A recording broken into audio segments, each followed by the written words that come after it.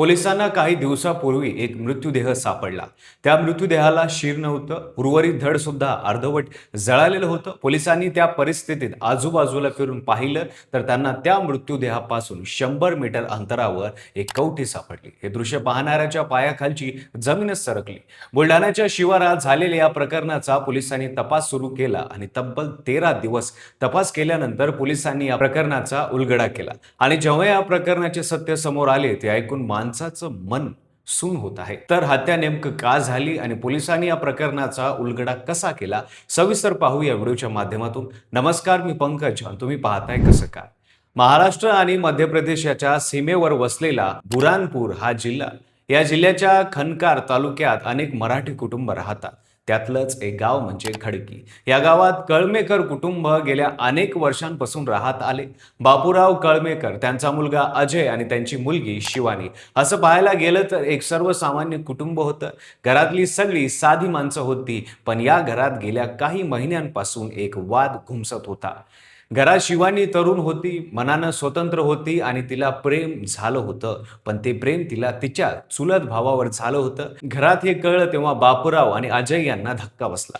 त्याने शिवानीला समजवण्याचा प्रयत्न केला, पण शिवानी ऐकत नव्हती. मग समजवण्याची जागा मारहाणीनं घेतली तरी शिवानी डगमगली नाही. घरचे विचार करू लागले की लग्न लावून दिल्यावर सुधरेल, चुलत भावाचा विचार मनातून काढेल. म्हणून बापूराव यांनी अमरावतीच्या धारणी तालुक्यातील खारा टेंभुर्णी गावाच्या प्रकाश बिल्लावेकर यांच्याशी शिवानीचं लग्न ठरवलं.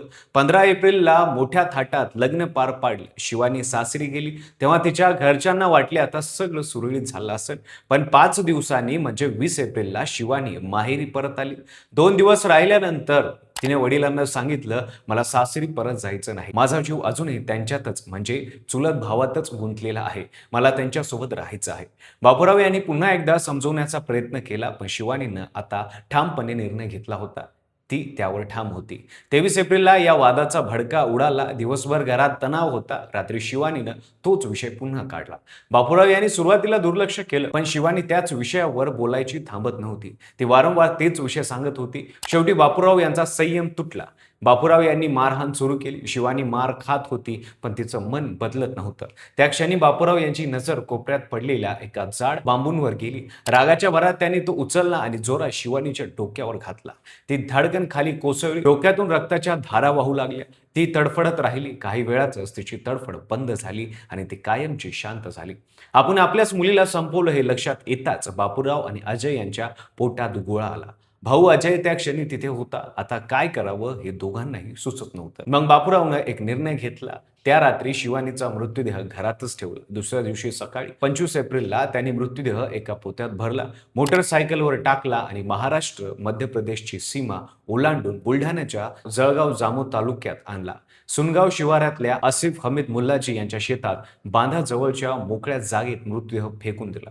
पण एक भीती होती, मृतदेहावरून शिवानीची ओळख पटेल म्हणून त्यांनी धारदार चाकून तिचा गळा चिरला. शीर धडापासून वेगळं केलं. शीर आणि धड 100 मीटरच्या अंतरावर वेगवेगळं फेकलं आणि दोन्हींना आग लावली. थोड्या अंतरावर रक्ताने भरलेले कपडे आणि चाकू जंगलात फेकून दिला.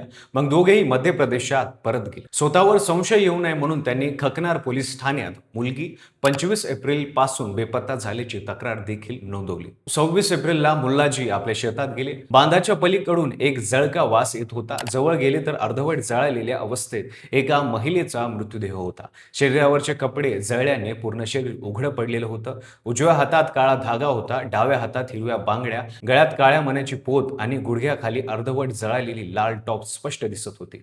पायाजवळ पडलेली गुलाबी चप्पल होती आणि मृतदेहाला शीर नव्हतं. मुलाजींनी ताबडतोब गावचे पोलीस पाटील मीना तडवी यांना सांगितलं. जळगाव जामोद पोलिसांनी घटनास्थळ ताब्यात घेतलं. पोस्टमॉर्टम झालं. डॉग स्क्वॉड आणि फॉरेन्सिक टीमनं परिसराचा बारकाईने तपास केला. आजूबाजूच्या गावांमध्ये चौकशी झाली, पण मृतदेह कुणाचा आहे काही केल्या कळत नव्हतं. मग पोलिसांनी अमरावती, अकोला, जळगाव आणि मध्य प्रदेशाच्या बुरानपूर जिल्ह्यातील चौकशी सुरू केली. 9 मे रोजी त्यांना एक धागा मिळाला. बुरानपूरच्या खकनार पोलीस ठाण्यात कोणीतरी नवविवाहित मुलगी 25 एप्रिल पासून बेपत्ता झाल्याची तक्रार दिली होती. जळगाव जामोद पोलिसांनी त्या तक्रारदारीची माहिती घेतली. 2 नावं समोर आली, बापूराव कळमेकर, अजय कळमेकर. पोलिसांनी कसून चौकशी केली. दोघांनीही जेरीस आणलं. शेवटी बाप आणि मुलगा दोघांनी गुन्हा कबूल केला. अर्धवट जळालेला मृतदेह शिवानीचाच होता. चुलत भावाच्या प्रेमामुळे तिची हत्या केल्याचं त्यांनी मान्य केलं. 13 दिवसाच्या तपासानंतर हे प्रकरण उघडलं. दोन्ही आरोपींना न्यायालयासमोर हजर करण्यात आलं. पुढील तपासणीसाठी पोलीस कोठडी सुनावण्यात आली. बुलढाणा जिल्ह्यात या घटनेनं एकच खळबळ उडाली आहे. शिवानीच फक्त 7 दिवसापूर्वी लग्न झालं होतं, नवीन घर होतं, नवीन आयुष्य सुरू झालं होतं, पण तिच्या मनात दुसरंच काहीतरी होतं. कोणी म्हणेल ती चुकली, कोणी म्हणेल तिच्या घरच्यांनी प्रेमाला समजून घ्यायला हवं होतं. तर तसं प्रेम करणं हा गुन्हा नाही, पण तिने चुलत भावावर प्रेम केलं होतं आणि समाज अशा नात्यांना मान्यता देत नाही. पण या प्रकरणात मुलीचा जीव घेणं हे कायद्याच्या दृष्टिकोनातून योग्य नाही. तुम्हाला काय वाटतं? जरी घरच्यांच्या या प्रकरणाला मान्यता दिली असती, तर या नात्याला समाजाने मान्य केले असते का? तुमचे मत कमेंटमध्ये नक्की सांगा. व्हिडिओ आवडला असेल तर लाईक करा. चॅनलवर नवीन असाल चॅनल सबस्क्राईब करा आणि बेल आयकॉनला दाबायला विसरू नका आणि पाहत रहा फक्त कसं काय.